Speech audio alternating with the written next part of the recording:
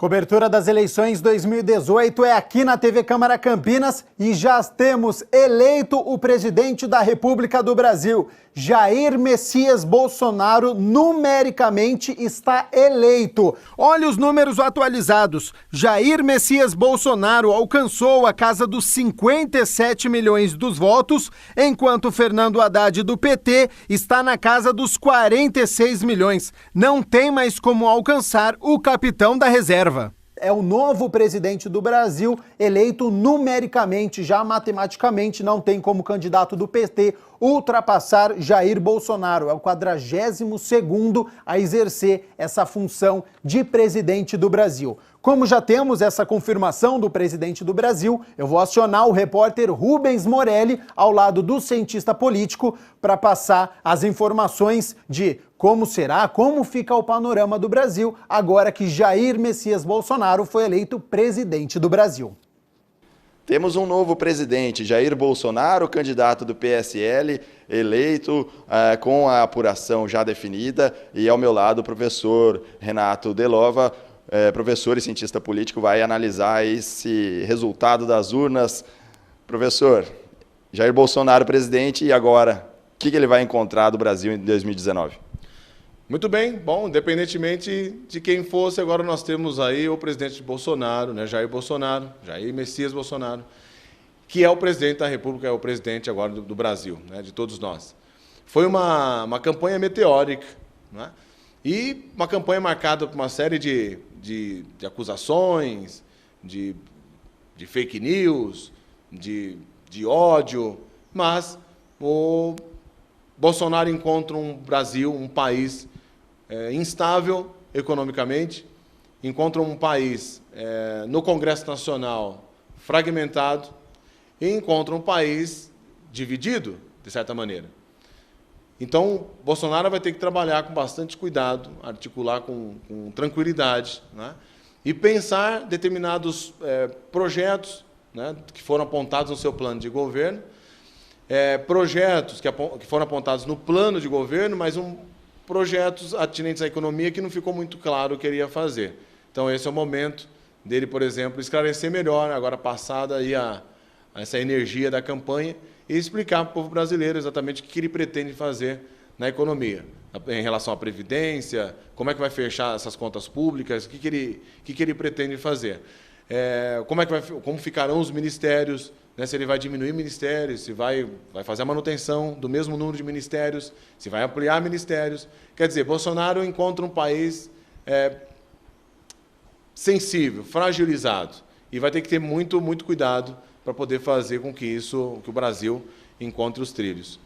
O candidato Jair Bolsonaro, deputado, agora eleito presidente do Brasil, recebeu uma facada, uma agressão, um atentado no meio da campanha, durante ainda o primeiro turno, durante a campanha do primeiro turno, e isso mudou a história dessa campanha. De que maneira os eleitores se influenciaram com base nesse atentado para definir o voto? Teve uma importância significativa nisso? Eu não sei se foi assim, se mudou exatamente o rumo da eleição, ou se as pessoas foram influenciadas em razão dessa facada. O que não dá para dizer é que essa facada fazia parte do plano ali da campanha, né? Da ideia da campanha. Pelo contrário, o que nós tivemos ali foi uma fatalidade, né? Que temos que ter repulsa em relação a isso. Foi uma violência a um candidato à presidência da República, mas, obviamente, que considerando como os eleitores de Bolsonaro e aqueles que tinham, de certa maneira, estavam repelindo qualquer manutenção, né, no poder por parte do PT, viram ali também aquilo acabou sensibilizando ainda mais, mas não foi primordial, não foi definitivo para que as pessoas votassem para o presidente eleito. Bom, Jair Bolsonaro, mesmo de um partido considerado teoricamente pequeno, o PSL, ele conseguiu agregar muitas pessoas que se manifestaram ativamente nas redes sociais para fazer a campanha em favor do Bolsonaro. Isso contribuiu muito também para essa eleição, para esse resultado, essa participação ativa dos eleitores dele nas redes sociais, lembrando que essa foi uma campanha marcada pelas redes sociais? Não, com certeza. Aqueles que tinham dúvida passaram, então, a não ter qualquer outra dúvida, né? Ou passaram a votar efetivamente do Bolsonaro em razão da continuidade da participação de todos, ou passaram a pesquisar melhor o candidato à época para poder descobrir o porquê não votaria nele e votaria no outro candidato à presidência, que era o Haddad.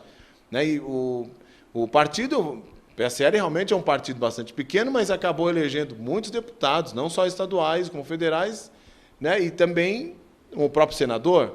E apesar de ter muita resistência em relação à figura do presidente da República hoje, né, Jair Bolsonaro, e o seu partido PSL, nós temos, na verdade, durante as eleições, primeiro e segundo turno, em todas as instâncias, uma demonstração de que há uma grande participação. Então, há uma representação muito grande de vários setores, de mulheres, de homens e de negros, e a gente vai desmistificando essa ideia, deixando agora, né, depois de encerrada essa eleição, deixando essas críticas para trás e passando a torcer, a reconhecer o que aconteceu de maneira positiva, mulheres sendo eleitas, militares sendo eleitos, professores sendo eleitos. Então, há uma grande representatividade, isso fortalece, de certa maneira, a democracia, e pensarmos juntos como é que o novo presidente pode tocar o país, né? Como ele pode fazer com que o país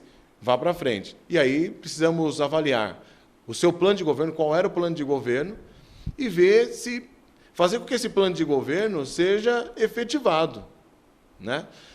Seja efetivado do ponto de vista econômico, que é o que o país precisa, e seja efetivado, por exemplo, em outros setores que podem alcançar a questão econômica, como as relações de política externa. Nós temos o presidente Bolsonaro agora, né, que vai tomar a posse no ano que vem, mas que tem uma ideia de uma modificação do Itamaraty. Então, ele vê que o país pode não só desenvolver internamente, como pode se desenvolver do ponto de vista internacional.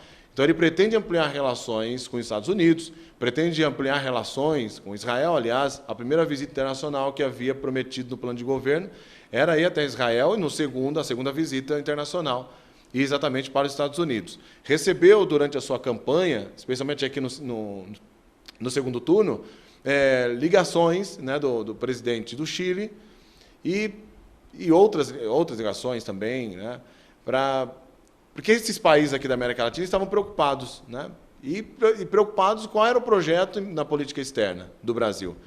E Chile estava, de certa forma, contente, porque, inclusive, recebeu aqui no país, Bolsonaro recebeu os senadores chilenos para poder ampliar também a postura do Brasil aqui na América Latina.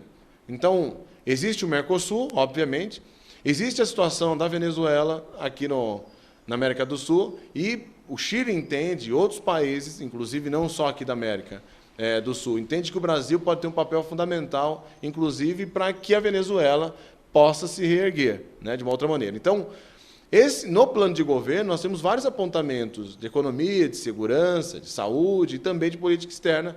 Então, o eleitor, né, não só do Haddad, mas agora do presidente eleito Bolsonaro, ficar de olho no plano de governo e fazer com que isso aconteça, né, definitivamente. E, ao mesmo tempo, ficar de olho no Congresso Nacional, no Legislativo, né? Lógico, não só no Congresso, mas também aqui nos estados, ficar de olho para que as votações dos parlamentares sejam votações em relação a projetos que sejam eficazes e eficientes para o país. Acho que é importante que a população tenha ciência de que a eleição pode ter acabado, mas o compromisso com a democracia e o compromisso para o desenvolvimento do país depende muito, agora exatamente, muito mais da participação do cidadão.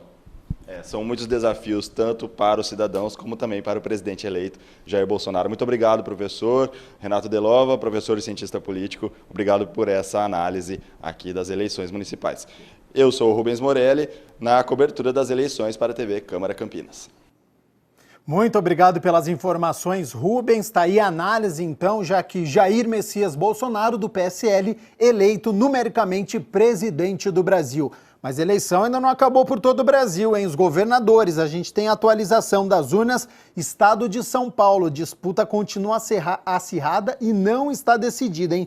João Dória, do PSDB, 51,73%. Márcio França, do PSB, 48,27% dos votos.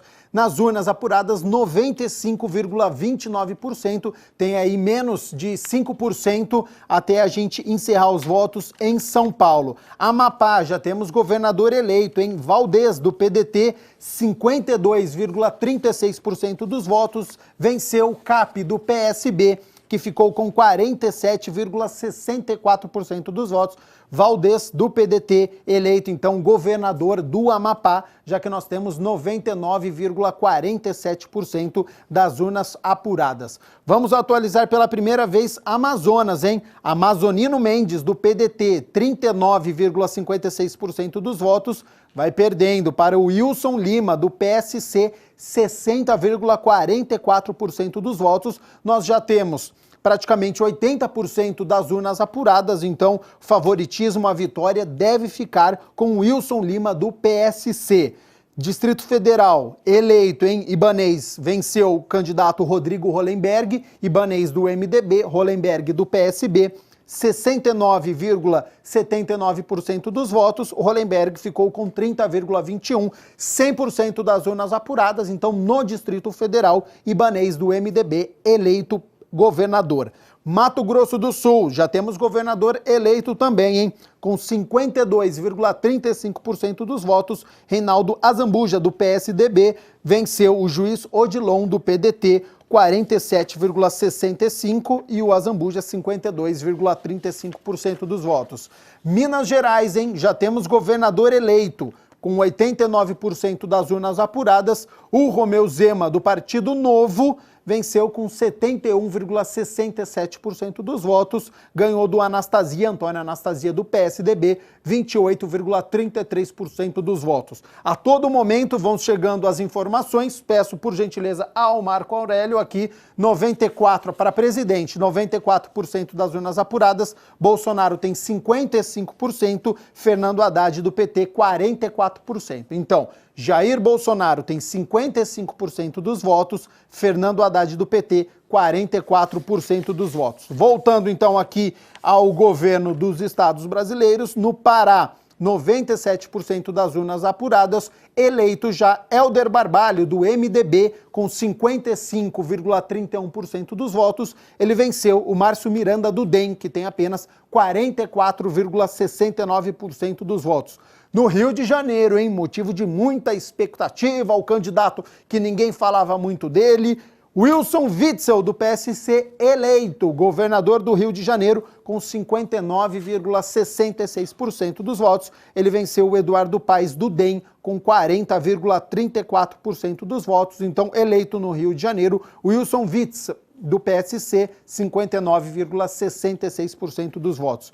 Rio Grande do Norte, hein? Já temos eleição definida também. Fátima Bezerra, do PT, governadora, hein? A primeira mulher aqui, 57,54% dos votos. Venceu o Carlos Eduardo, do PDT, que tem 42% dos votos. Rio Grande do Sul, Eduardo Leite. Olha só, disputa acirradíssima no Rio Grande do Sul. Eduardo Leite, do PSDB, 53,40% dos votos. Vai vencendo José Ivo Sartori, do MDB, que tem apenas 46% dos votos. A última rodada aí pelos estados brasileiros, em Rondônia, o coronel Marcos Rocha, do PSL, está com 65% dos votos, vai vencendo o Expedito Júnior, do PSDB, que tem 34% dos votos. Lembrando que em Rondônia a gente já tem 71% das urnas apuradas. Favoritismo, portanto, está com o coronel Marcos Rocha.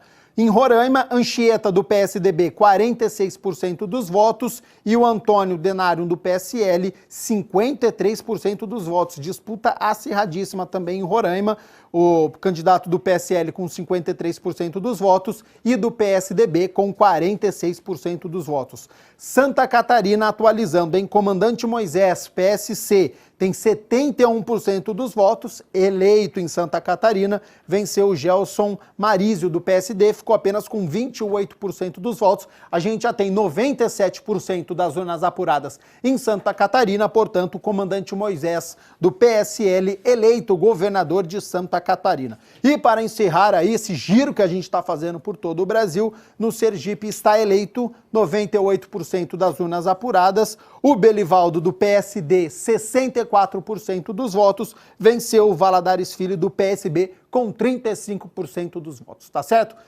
Seguinte, a gente vai fazer mais uma parada na volta. Definição do governo do estado de São Paulo, um giro por todo o Brasil, e eu vou acionar novamente a Mina com a expectativa e para ver se tem comemoração, se tem alguma confusão aqui na cidade de Campinas. Cobertura das eleições 2018 é aqui na TV Câmara Campinas.